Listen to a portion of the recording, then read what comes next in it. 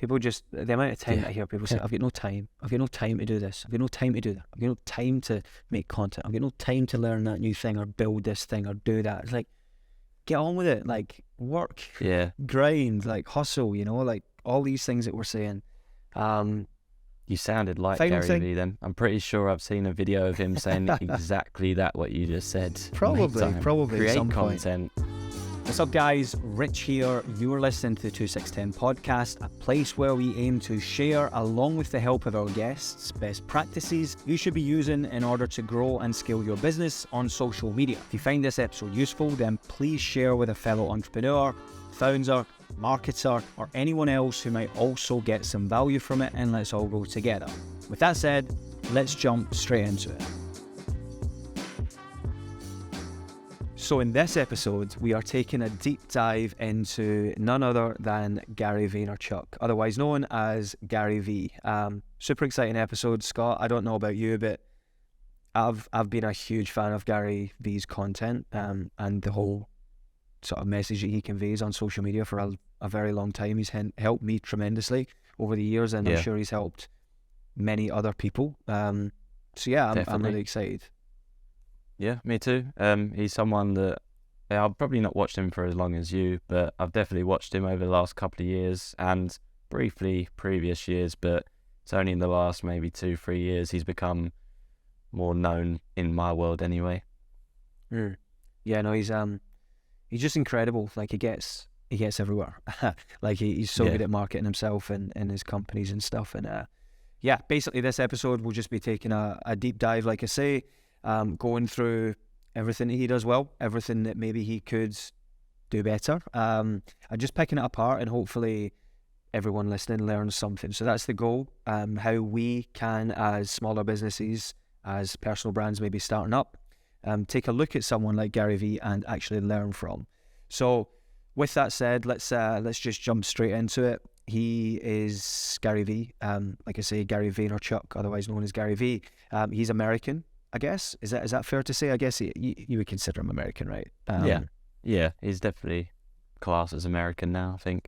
Yeah, the reason this is like even a topic in general is because he was from, like, he's Belarusian, or like he's from Belarus like originally. So like from the Soviet Union there, and they emigrated back in the 80s. I think his family from there, which is, you know, a lot of people say is a part of his success, because, and I think he openly says that himself, because, you know, he's came from nothing in a sense, and that's what drives him. So that's really interesting. It's something that we'll speak about more, I guess. But yeah, he's an entrepreneur, author, speaker, and internet personality. He's the chairman of VaynerX and CEO of VaynerMedia, which is a full-service digital marketing agency that helps businesses grow their brand through social media.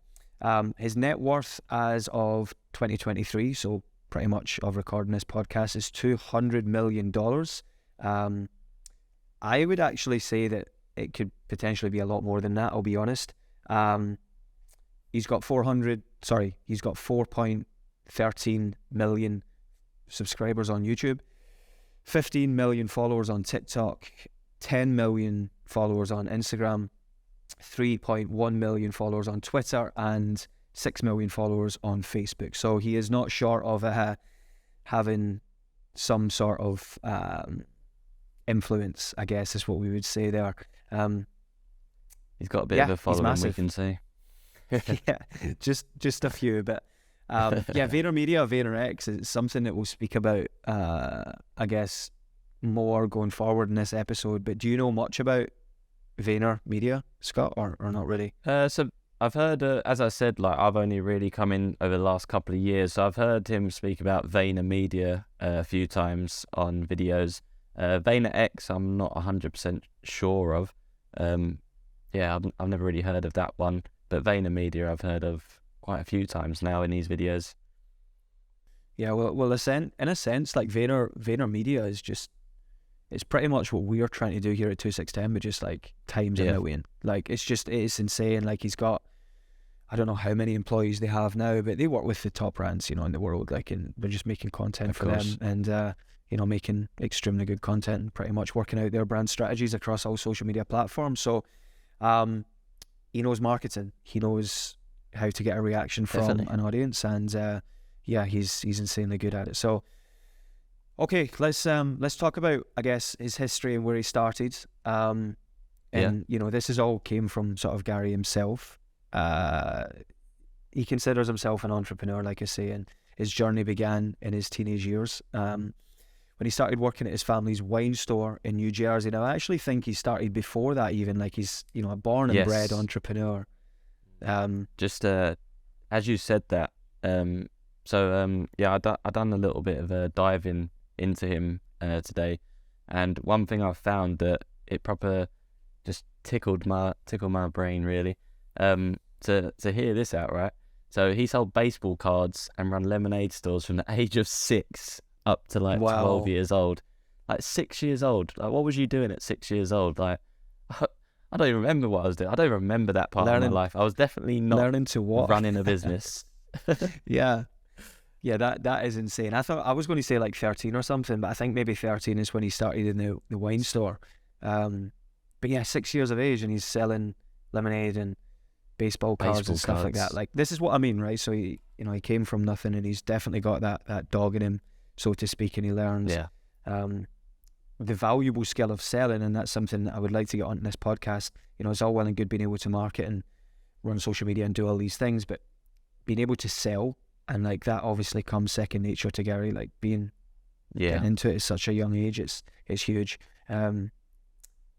So basically he started in doing, like you said, they're selling lemonade, baseball cards, etc. Then he went to work in his family's wine store, and then I believe he went. So he started he took that. He actually took his dad. It was his dad's business, and he built it up. He actually improved the business at 13 or whatever, which is crazy.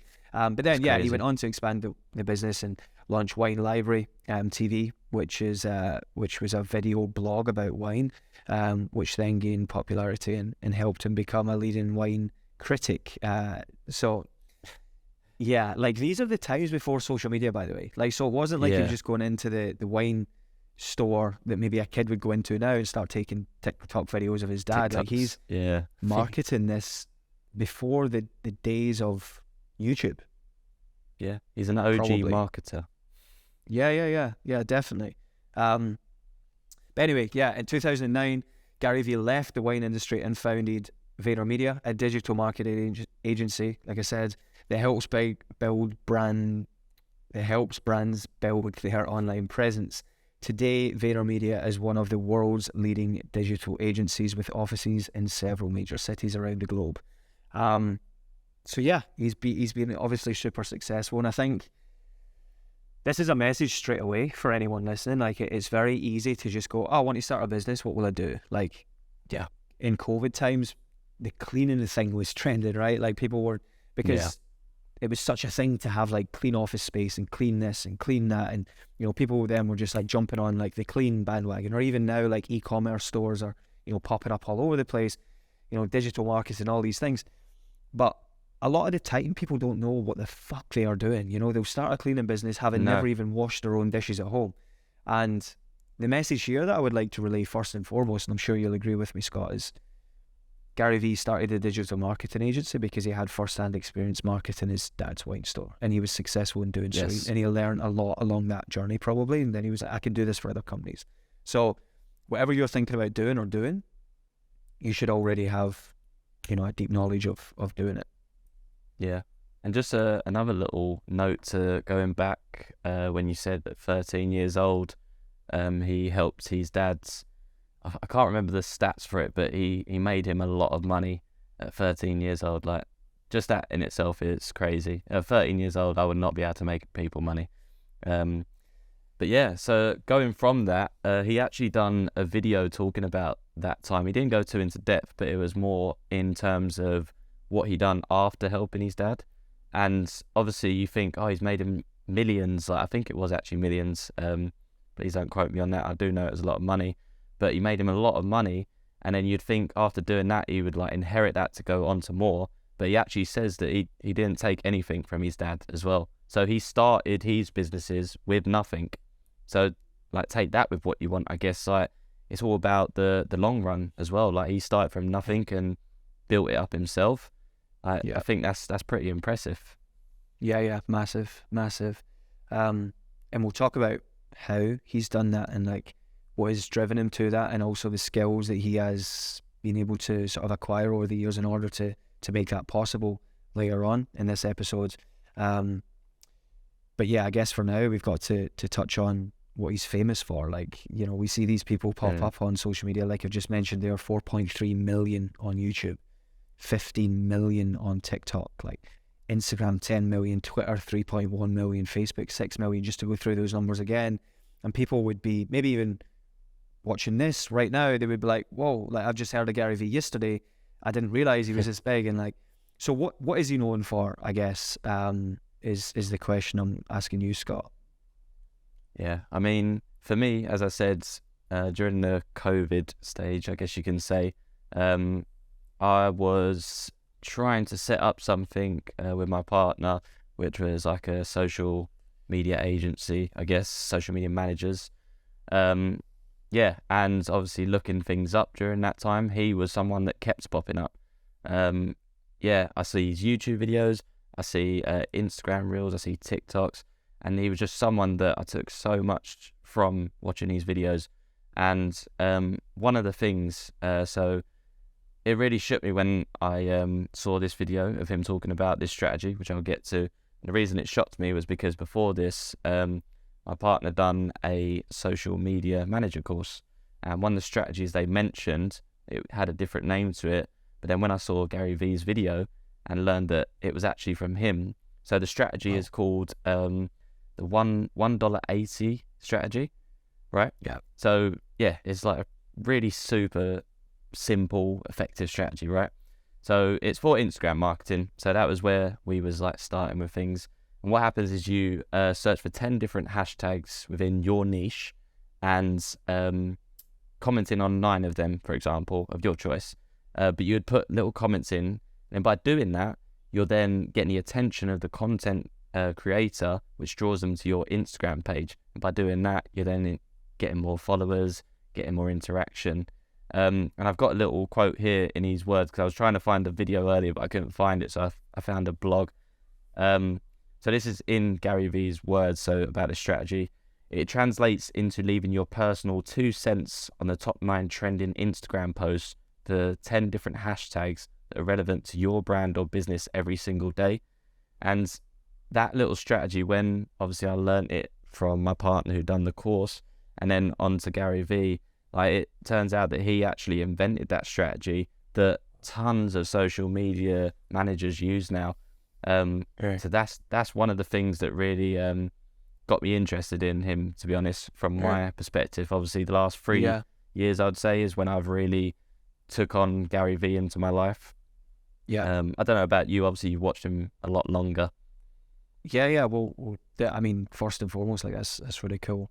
And probably not social media managers solely using that strategy. It's probably like a lot of people trying to build their personal brand and stuff like that as well, and just go on social media. And probably a lot of businesses listening to this now should definitely go and research that a little bit more and see how they can implement it. But yeah, I guess like beforehand, so how he got famous, because obviously like he's not just famous for that, right? Like, he's not just a guy and he's just like, oh, I've got this strategy that's sort of working for me, and then people are like, oh, take my money, right? So yeah, I guess like his fame really came from his sort of like straightforward, no nonsense approach to marketing. I guess like that's something I hugely respect him for. You know, like when a lot of people, especially in the Instagram era, when I sort of like cottoned onto, when everything was about like this perfect life, and you know everyone was this like silhouette painted perfect version of themselves on social media, he would come on and be like, you know, fucking and blah blah blah, and just like shouting and just like being pure authentic to himself. And the amount of people that I saw, like, you know, asking him a question, and it was just like, yeah, have you done the work? And like, I think that's what really, because we went through a stage in the history of humans, especially in my lifetime, where it was just like hard work was just the thing, like the grind era. You know, now we've hit a stage where, you know, Gen Z, no offense to anyone, but they've came through and it's been like, oh, well, I don't want to work that much, and I value my personal time and my, exactly. And before that, to a lot of people's surprise, we actually had to work we had to work really hard. And Gary Vee was like the leader in that. It was like every day I'm working 20 hours a day at the office and I'm grinding. I've done that for 7 years, you know, like, and everyone was like, whoa, and it's whoever can work the most is going to be most respected. And now it's flipped. It's like whoever can work the least but earn the most money is actually the most respected. That's right. Whereas that would be maybe frowned upon before. And I think Gary Vee made that really popular, and he was really, I guess, known for that. But yeah, basically, just his insights on social media, branding, helping people, really, entrepreneurship. Like ultimate, like I say, you know, the amount of people that he has helped, that he wouldn't even realize that he's helped, you know, like you say there, someone that's maybe bought a course that he's done or something like that. And then obviously his podcast kicked off, and he's obviously got multiple books, crushing it. Yes, sorry, this is what I wanted to touch on. One of the books I actually saved in an Amazon Amazon basket during the COVID times was one of Gary Vee's books. I've probably still got it there. I'll have to check it later. Might have expired from the basket after all this time. But someone that I watched, apart from Gary Vee, mentioned Gary Vee and said about this book. So I saved it. I just never got to buying it. But yeah, his books, I think, are one of the popular things that I've seen. Yeah, he's got Crush It and Crushing It, I believe. Why Now is a Time to Cash In on Your Passion, The Thank You Economy, and Jab, Jab, Jab, Right Hook. How to Tell Your Story in a Noisy Social World. All like really, really, really high performing books, I guess, for him as well. And then he's just, you know, a sought after public speaker. The amount of probably reels that he has that you've seen probably like pop up on TikTok, on Instagram, YouTube Shorts, whatever, of just him on a stage or sat down, you know, like keynote speeches and stuff like that at events and stuff. So he's got around. He's famous for multiple things, I guess, is what we probably answer that question by saying. He's not famous for just like solely one thing. He's managed to branch out into different areas, but all together like staying in his lane, kind of, maybe. I don't know. Yeah. Like, you know, he's now into sports. He's done NFTs recently. He's, you know, I think he's a huge Jets fan, for example. And he's always said like a lifelong goal of his is to buy the Jets, I think. Or starts from that baseball card collection. He's into everything. Really, really cool. So about the things then that he does well, I mean, we've mentioned it, I guess, briefly so far to this point. But what do you think he does well, Scott, for you? Like, what's one of the things that you would say he does really well? Yeah, for me, it's the public speaking, going back to what you were saying there. Again, the COVID times, that was all that was coming up. And a lot of videos I really like, we speak about it a lot, is having that emotion to things. And he just does it so well. Like there was actually a video I watched last week of him speaking to someone, and they were just asking like, how can they get more views? And the guy's like, and it's not on the stage, or it must have been after an event, but he's got like, obviously someone's still filming it, but he's got him to the side, he's asking him, and he just connects with him on such a good like level. He asks him the question, and he answers exactly what he needs, and he's so compassionate, and the emotion's there. And even when he's on the stage, like he goes to the crowd, he takes like their question, and he gives them their honest opinion. Like, rather than just being like one of these influencers that is like trying to look for the perfect answer, he'll just relay that in the God's honest truth. So I think that's like one of his key things, especially like for me, like I said, the last 3 years I've really seen him, and that is what it has been like, his public events, him speaking to people, answering questions, giving advice and education. But what makes him so good at public speaking for you? I feel like he's just got the confidence, really. He's got like the I was gonna say the right word here. He's got the right mindset for things. Like he has the experience to go from, so he can just relay that. Like, just for example, going back to the days of him building up a business with his dad. Like, if someone asks him a question, he can give them that because he's done it, and he has the confidence in his answers. Like, whereas like someone might try and go around it in a very edgy way or not give the straightforward answer, he just does it. Like you said, he used to do videos of just calling people out and relaying the actual truth to people. So I feel like that's his key in his following, and obviously the public speaking side of things. I agree. Like, confidence is a big thing. I don't think he necessarily gives a fuck about what anyone thinks of him or what anyone says about him, and I think that's his strongest suit for me. You know, he goes on stage and like you can see the way he talks, and like it's just like, I'm saying this because I believe it, and if you take it, then it's going to help you.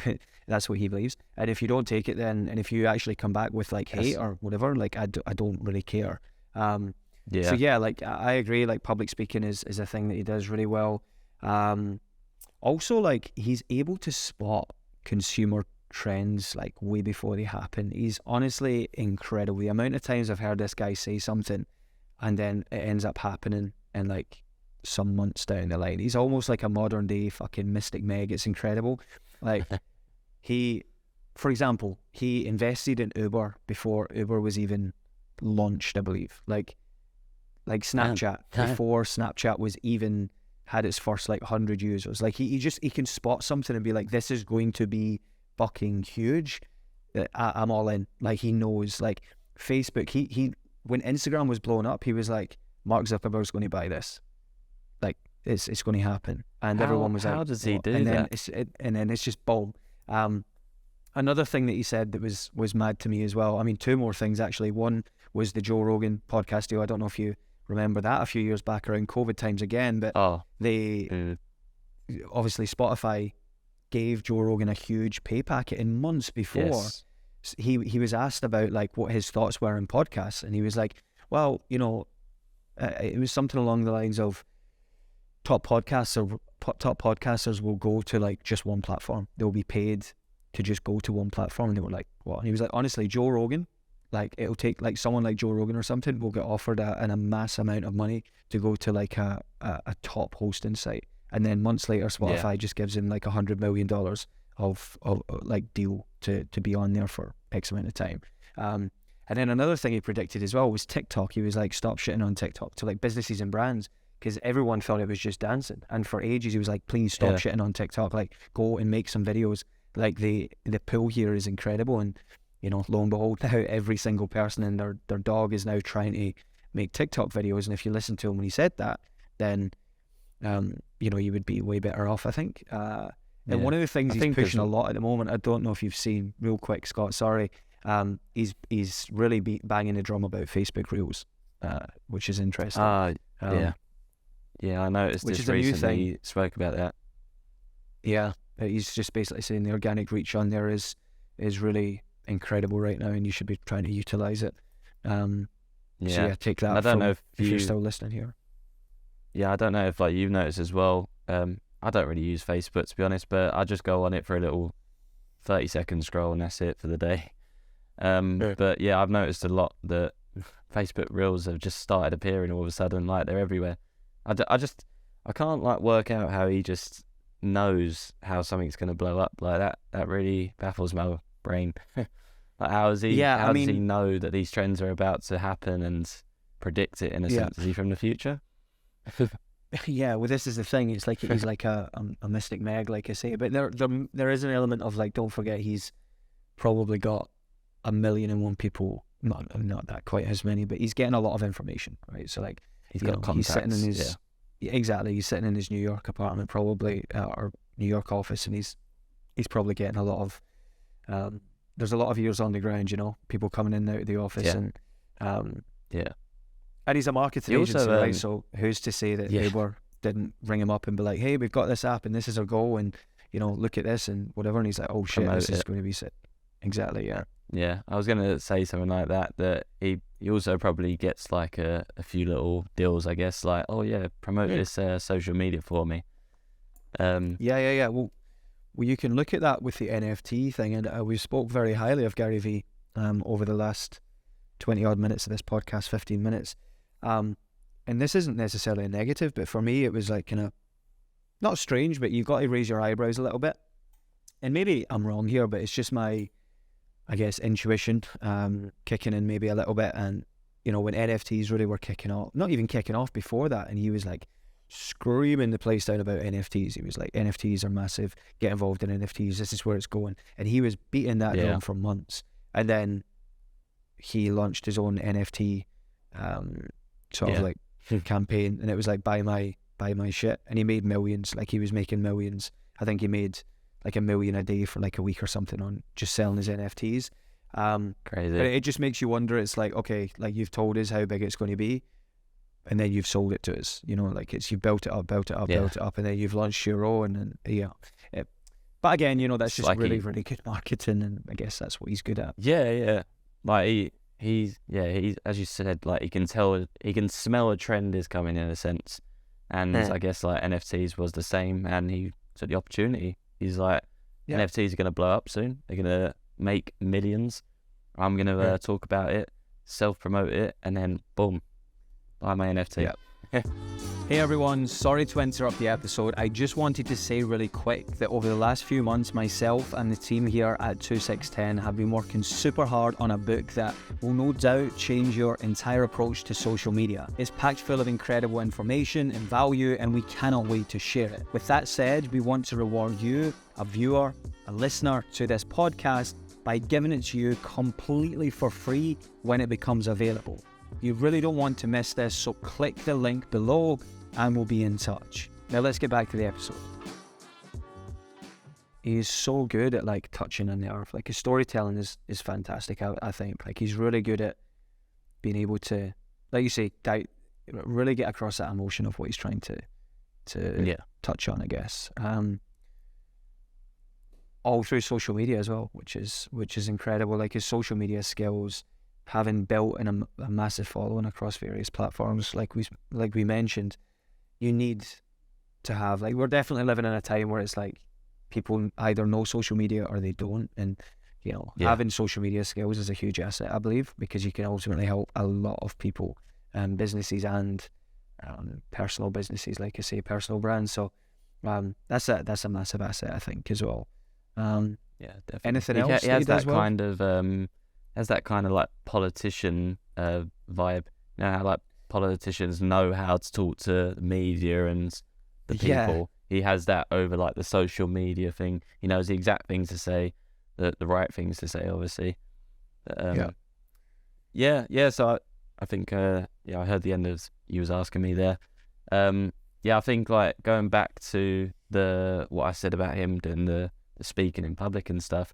It's been said that he comes across like obviously quite opinionated, and I've felt that at times. I've really felt that. Like, sometimes I'll watch a video, like I was saying, where he's speaking to someone and someone's like asking for something, and then he'll reply and he'll be like, yeah, but do you think that's the right thing to do? And the guy will be like, well yeah, that's kind of like doing my business. He'll be like, well, you're doing it all wrong then. And like, as good as that is, taking that information, like, okay, that's fair, but I feel like sometimes he can be a bit opinionated. I don't know what your thoughts are on that.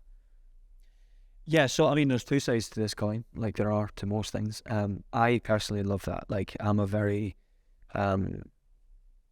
straight down the line person. Like, I hate bullshit. I hate like any sort of, well, you know, right, Scott, you've worked with me for long enough. It's just like, just straightness is always the key. And you know, there's also an element of like his upbringing relates to that. His sort of like where he's from right now, you know, New York City, like they do not hold back on anything. It's just like, this is the way it is. I think society now, like we are quite sensitive as a whole, and I don't mean anything bad by that. I just think, like, you know, some people would look at that and be like quite offended by that, and I don't think though, like, I think Ricky Gervais says this best always, it's like, just because we have different opinions doesn't mean it's one of us is wrong. Like, it doesn't mean that we have to fight over it for ages. It's like, you think this, I think this, and that's okay. Let's just talk about it, and maybe someone sees something different after we talk about it, or if not, then let's just go on with our lives. It doesn't mean that we have to cancel that other person or, like, you know, go on about it for so long. And I think we've hit a place now in society where it's like, if someone says something wrong or that we don't agree with, it's like straight away put them in a jail cell and, you know, sentence them to life imprisonment or like get them hang drawn and quartered, whatever the case is. Or, you know, it's almost like modern day witches, right? It's like, you stepped out of line, we've got to cancel you from everything. And yeah, I don't know, like Shar, my fiance, doesn't really like him for that reason. She feels like he's really opinionated and just like sort of like really puts his point across. And I mean, there is a lot of people that probably they don't like that. But you know, what would we rather in society? What would we rather this person, his sort of like status and the overall business, I guess aspect as well to be the opposite? I guess like just be Yeah. like, yes, you're I right. guess Keep as well, doing like, that, even though it's not working. Yeah, and the opportunity to come face to face with him is probably very limited, right? So I guess when you get that, maybe like 5 minutes tops, like he's a busy man, you get 5 minutes tops, I guess you do just want him to like overload you with all of his knowledge and his opinions. And I guess like for me, if I was with him for that 5 minutes, I would definitely probably just sit back and let him kind of pull apart my like business or brand and give me the answers, because I want to be worth $200 million. Yeah, exactly. Like at the end of the day, you should always be willing to take advice from everyone. I feel like even if they are, maybe not necessarily if they're below you, right? But like if someone was to pull apart your business, like, you know, Gary Vee isn't going to like pull apart, say, you know, someone that's doing double him in business sort of like revenue, for example. But the people that he's speaking to, like you say, like younger people who are starting up and stuff like that, you know, there is a reason that they're not at Gary Vee's level. Whether that's time or whether that's knowledge or whether that's what they're doing, who knows? A lot of the time it is the latter as opposed to just time, right? And he's basically correcting them and putting them on their way. And I see that as a huge asset. I don't see anything wrong with that. And, you know, if it comes across very strongly opinionated on that, then that's cool. Because at the end of the day, like, you should really be, like I say, trying to, like listen and really take it in and understand what he's trying to say, because it's really important. I think it's I don't know, you can spin that to be however you want. Is opinionated. I think it's a good thing. I think it's a strength rather than a weakness. Like you say, I would rather him be, I mean, the fact that he's even doing it is a good thing. Like, there's a lot of people out there that are at his level or similar. They just don't even help people. He's actually going out of his way. Like you say, he's a busy guy. He's walking from his office to get a coffee because he's been working for 8 hours straight, and he's 20 walking down the hours a street, day. and then someone's like, "Hey, Gary Vee," and then he's like, "Hey, what's up?" And then, you know, he might have come out the back of like a shitty deal, or like something's just fucking, you know what it's like, right? In daily life, you never know what's going to happen. And then he goes out of his way still, and he helps that person and gives him some advice.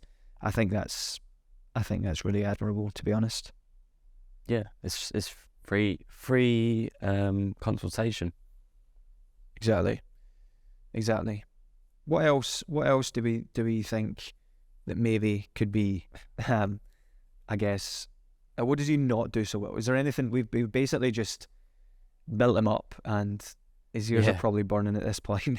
Now we've got to bring him down a little. Yeah, maybe like, is there anything for you that you don't necessarily like about him, or that he doesn't do? Well, we mentioned it just then. You said like after an 8-hour day, but there's a lot of times that I've seen him say he does like 20 hours a day. That sometimes when I see that, it doesn't make me cringe, but I'm just like, really, like 20 hours a day, like it's just I don't know. I don't feel like, I know a lot of like successful stories and people that have made a lot of money, and they say they work like for 3 to 6 hours a day, and the rest of the day they're living their lives. So yeah, I guess it goes to like the work-life balance. Do you think he really does 20 hours a day grafting? Well, I don't know. I don't know. I think we've definitely put this 20 hours in there. I don't know. I just threw it in, and we've sort of carried it on throughout this whole podcast. I don't know. Probably not. But like I say, I think there, again, we can spin this both positive and negative. Like, he's hit a point in his life where he could maybe sit back, but maybe that's what he enjoys doing. A lot of people don't like working.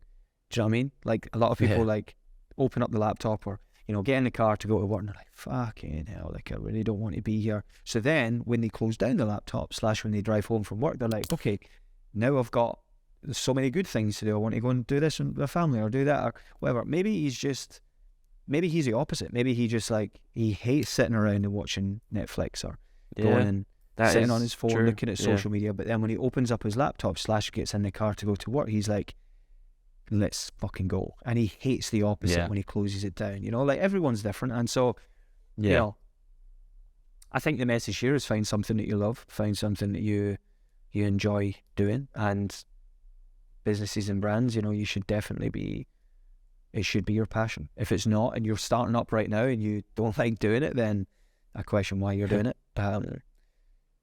I guess that's something. But yeah, like I said before, you know, he pushed hard. He was one of the leaders, I guess, in the whole grind mindset and mentality of like work like fuck, you know, and don't stop. What I think about people can learn from that though. Oh yeah, definitely. But okay, this is for you. So what about his like short-term games and hustle? Like, I don't know what you think about that, because I know that we spoke a few times on this podcast about be patient. It's the long-term game when building your brand or business. But he very much preaches about like short-term gains and hustle quite a lot. What do you feel about that? Like, do you think that's a weakness in a sense? Not a weakness, but a flaw maybe for people following message. him? I think there's an element of like whatever you're doing in life, you have to see a short-term gain, otherwise you're not going to continue. This comes from the book of Atomic Habits. I don't know if you've read it, Scott, but it's like you start a habit, right? Say for example, I want to lose weight, right? So that's your goal, and then so you start a habit of running or exercising or eating good or whatever. If you do not do, like if you're doing that consistently for a month and you don't see any sort of result, you're going to be like, I'm just going to go back to eating McDonald's every day, or I'm going to stop working out, or I'm going to stop doing this. So the only reason that you will continue doing something is if you actually see results. And then what happens is you see a result and you're like, well, this motivates me to do more. Unfortunately, then that result doesn't keep happening. Otherwise, you know, everyone would be like in the best shape of their life, whatever. Like you then hit a plateau and it takes then time. And then that's when you really lose motivation. You're like, and then boom, it comes in again and you see another increase. So to answer your question, I think it is important. I think short-term gains are super important to give you that sort of, to like reaffirm your beliefs that what you're doing is right. You know, you imagine if we started 2610 and then we never got a client for 3 years. We'd be like, okay, we're probably doing a lot wrong here. Let's stop, right? Like this is the thing. I think you have to see some sort of like short-term gain, but with a long game in mind. Like I'm a big long game kind of guy. But it depends what you're doing though. You know, life is short, and if you really break it down, like, I don't know, you've got to think about, I think he preaches that a lot about, like, I don't know, I've not really heard him preach it too much, I'll be honest. I don't know really what you're referring to. But my guess would be maybe like social media jumping on trends when they appear, potentially. Yeah, I think it's more to do with that, like brands or businesses get into trends quickly and then seeing a success from it. That's more side of it. I guess in terms of like the whole business, building a business, like he should know. Like, but then again, like he built up his dad's business so young and so quick. Maybe that's his mentality that, well, if I can do it, everyone can do it. But yeah, I don't know. I agree, like partly, but I also agree that I'm still a firm believer in like the long term goal is always the better way to look at it. I agree, like you got to see some results, but going back to like the working out sort of thing, like I went to the gym before, I didn't see results for a month, but I had a plan, and my friend was a fitness trainer and I weren't seeing results, but I wasn't like doing something right clearly. But 6 months down the line, I was seeing like actual like shape in my body. I was seeing like toned parts of my body.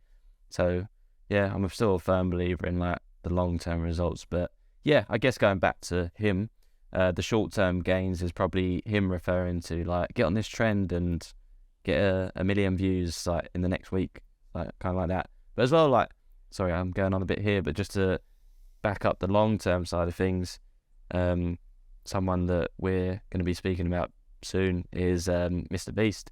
Like, there was the whole thing that he didn't get like his big amount of views for so many videos. Like, I don't know exactly. I don't know if it was like 100 or whatever. He made so many videos until he got like, I don't know, maybe 1,000 views, something like that. And then look at him now. Like, the long-term goal is definitely key. Yeah. No, I agree. Is there anything else that we want to touch on here, or do we feel like we've covered it all? I mean, always a good summary. I think we should then talk about the lessons that we can really learn from him. And I think this should always be the sort of main thing of this podcast. So anyone listening now, you know, we're very new to this. We're trying to you know, really think about the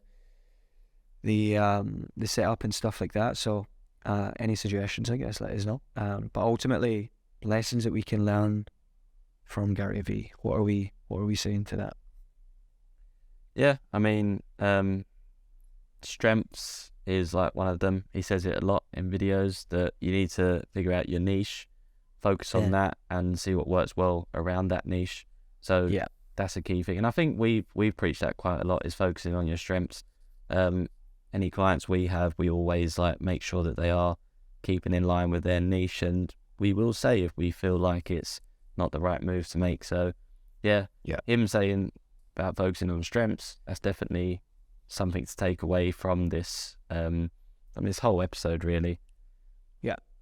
And if your strength is public speaking, then go and do a load of public speaking. If your strength is you know, writing, then just focus on Twitter, for example, right? If your strength is you know, editing, then maybe get someone else to make your videos and then you edit them and stuff like that. So or if your strength is like building your business, or the way you connect with your customers, or whatever, like look at yourself and go, write down right now, what do I do the best, or what do I do well more than anything else, and then focus on that and make content about that, or like make your content around that, I guess, because that's where you can help other people. It might be a weakness of others, right? So I think that's a really good point. I think for me, the thing that we can learn most from Gary Vee is the hard work and grind, hustle. Like, I'm a huge hustle mentality guy still. I'm very sort of like drawn to that. It's been a part of my upbringing. It's something that I've never ever shied away from, hard work, and it's something that I will remain doing. And this is sometimes a weakness of mine. Like, I'll always sort of like do the work over. If there's a shortcut, like, fine, but for the most part, I'm never afraid to like do way more than necessary, whereas a lot of people would take that shortcut and get there a lot quicker, whereas I'm just like build it, and then it's just like takes way longer. But I think the hard work and hustle, like I say, you know, society now has taught us to be kind of soft, I guess. Like any younger viewers watching this right now, I think you've got a huge advantage over everyone in your sort of age group, age category, if you just work. Like, there's the amount of people out there that are going to be starting businesses over the next 10 years that are just like, oh yeah, I'm going to start a business, but I'm only going to do 2 hours a day, or even half an hour a day, or I'm just going to hire loads of people to do it, and you know, whatever. And like, I don't want any sort of problems in the business I'm going to like hide away from and shy away from. It's like, get in, get stuck in. And I think Gary Vee is the absolute king of just grind, and I think we can learn a lot from that. For sure. So another thing to look at this as well is, I think another thing to learn is really important, is do not compare yourself to Gary Vee or the likes of Gary Vee. No. Like, I've so many people come to us, Scott, and they're like, hey, can you make us content? We want to make it the same as Gary Vee, or we want to make it the same as, you know, Alex Hormozi, or all these people. Like, and it's like, okay, great. But then they want the same results too. They want to be doing it for 2 months and then have that same pull and have that same influence. And it's like, you know, Gary Vee's been making content for 10 plus years. First in the Wine Library, like we said, then the Ask Gary Vee, then the Daily Vee Show. Like, he puts in the work. He's been putting in the work. He knows social media. It takes time. And, you know, don't compare yourself to these people that we speak about in this podcast, because, you know, it's going to take a long time to even get to that level, if you ever will do. It's a very, very small percentage that even make it that far. Definitely. Yeah, that's one thing as well that I would say. Anything else that you think people can learn from? That I think that you think. I think that you think that you think that I think that we think. Just touching on what we've been saying, really. To just like about taking on change. Like, if you're a business or brand, and again, like we are like Gary Vee, because we've said a lot of stuff in our previous podcasts that embrace change. If you're a business or even a startup business and things aren't working out, like look at what could work next. Like, we've said it in this podcast, like Gary Vee always encourages to jump on new trends, and I guess that's what we mean, going back to my point of that one of his flaws could be that he looks at like the short-term gains, but as well that works as well. Like, you're a new business, don't be afraid to jump on those new trends, because it does work. Look at Gary Vee. I mean, a big thing for Gary Vee, so obviously he's known for his like videos and all those kind of styles of videos, but he also recently went on to the whole green screen thing on TikTok. I don't know if you see that, but he made a big thing about that. How like he even done it. He was like, normally my videos are like very like well done. He was like, I'm going to start doing green screen videos. And he does it like every now and then, where he's just on the green screen, like pointing at something and talking about it. And a lot of businesses or brands might be like, oh, that's a bit tacky, like I probably won't go for that. But it works at times. And like I follow so many people that use it, and they've got hundreds and thousands of followers, loads of likes, loads of interactions. So yeah, don't be afraid to jump on a new trend. Yeah, he's definitely not afraid of like mixing it up, of like getting into, you know, what the kids are doing, I guess. Like people, like he must be nearly 50, right? And like he's making content like the teenagers do, because he knows that's where the sort of market is, I guess. And you know, we see a lot of traditional businesses, like you say there, they would be afraid of that. They would really look at that and go, oh, we can't do that because, you know, it doesn't suit our methods, I guess. So yeah, really great point there as well. And then I've got loads of stuff that I think people can learn from, but the big one here is providing value. Like we speak about this again, you mentioned there, Scott, but on previous podcasts and stuff, like bring value to the people who are connecting with you. Like try your best to help them, not just like take money from them. Too many people on social media are just trying to take. And Gary Vee does an amazing job of, like, he's got a media company, right, that helps people run ads and market themselves in social media. But he's given away so much value to people who are starting businesses, who are just wanting to improve their self-life, and like just really giving away so much free value. And he's just there to help people. Like I say, you know, he might be coming out of a long day in the office, and you know, might only have a 10-minute break in between calls, and someone just stops him in the street and he's still able to provide help and value. And I think that's something that is really, it shows the type of person he is. Like he really wants to help. And when you really want to help people, when you want to help people, you're always going to do well, you're always going to be successful. So I think that's a huge thing. Yeah, he literally gives out free content, whether that is by just stopping him in the street and talking, whether it's like after one of these talks. I mean, like he does like the online books and stuff as well, that it's just free. Like I noted one here that I wanted to mention earlier, but I didn't get around to it. It's called How to Make 64 Pieces of Content in a Day, and this has 270 pages. Like that's 270 pages of just free knowledge. Like he offers so much for free, him and his team. And I just think, again, like he's providing so much value. By doing that, he's then like bringing in people, because they're like, oh, this guy wants to help me, and I feel like I'll get something from him. And going back to it, that's providing value. Yeah. And you imagine how much time that's taken him. Like people just, the amount of time that I hear people say, I've got no time to do this, I've got no time to do that, I've got no time to make content, I've got no time to learn that new thing or build this thing or do that. It's like, get on with it. Like work, grind, like hustle, you know, like all these things that we're saying. You sounded like Gary Vee then. I'm pretty sure I've seen a video of him saying exactly that, what you just said. Probably create at some content. Yeah, probably. Be authentic as well. Final thing from me, just, you know, be who you are, whatever that is. If you're like Gary Vee and you are just straight down the line, be that person. Don't feel like you have to dress it up in any way just to suit people and please people. If you're the opposite of that and you're really nice, and I'm not saying he's not really nice, but like, you know what I'm trying to say, right? If you're a bit softer spoken and whatever the case is, maybe a bit shy, then also be that person. That's okay too. A lot of people would be like, oh, I can't make content because I'm shy. It's like, use that, because people are going to relate to that, right? And I think it's important, just be yourself, and just be truly who you are. Anything else? I think this was solid. I think overall Gary Vee is the guy that should be your guide. Yeah, Gary, if you're listening, we love you. I'm kidding. Yeah, no, overall solid episode. So what we're going to do as well, to anyone listening to this maybe for the first time or whatever, or if it's not your first time, then we have definitely mixed it up. You may have noticed to this point we're trying to be different, come up with different concepts.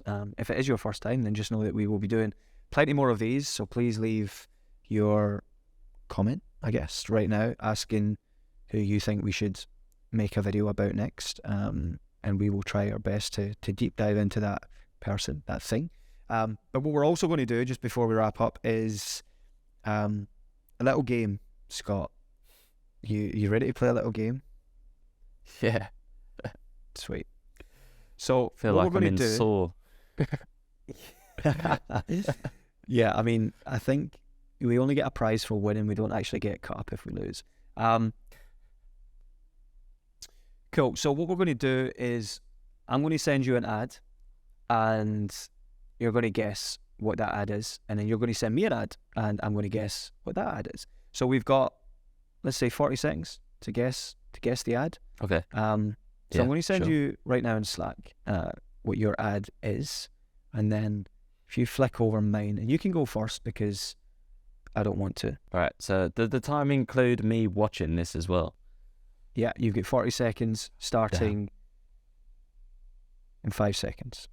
3, 2, starting now. Go. What is that? What is that?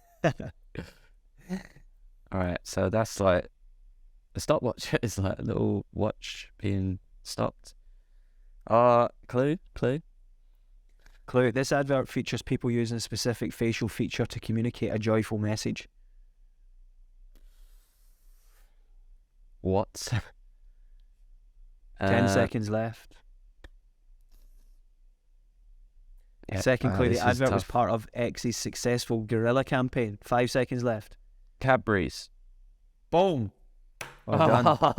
Yes. On the second as well. That was brilliant. I saw the purple colour and I was like, oh, that could have something to do with it. And then you said about that second clue. The I was gorilla. like, Cadbury's. Boom. Okay, I'm gonna watch mine. I'm going to start right now. Go. Actually, no. If you want to say to me, Scott, just 40 seconds, because we make these into shorts. Anyone that's watching this, so it would make sense if Scott's like, you've got 40 seconds to guess this, and then we do it. So Okay. just go I'm for it. gonna get your clues up ready as well, so then I can just hit you straight away with it. Yeah, the clues have to be fast. You have to be Yeah, on I it. know. I was on it with your clues. I will fire you that fast. All right. Hold on. I can't start on an even number. All right. 3, 2, 1, go. Clue. Okay, the advert's use of humour and wit plays up to the stereotypes of men and women and their different priorities and desires. Durex. No. Another one? 20 seconds left. Yeah, please. Okay, the advert's tagline, it's all about the blank, emphasises the brand's focus on product quality and taste. Oh It's my all God, that about is the- impossible.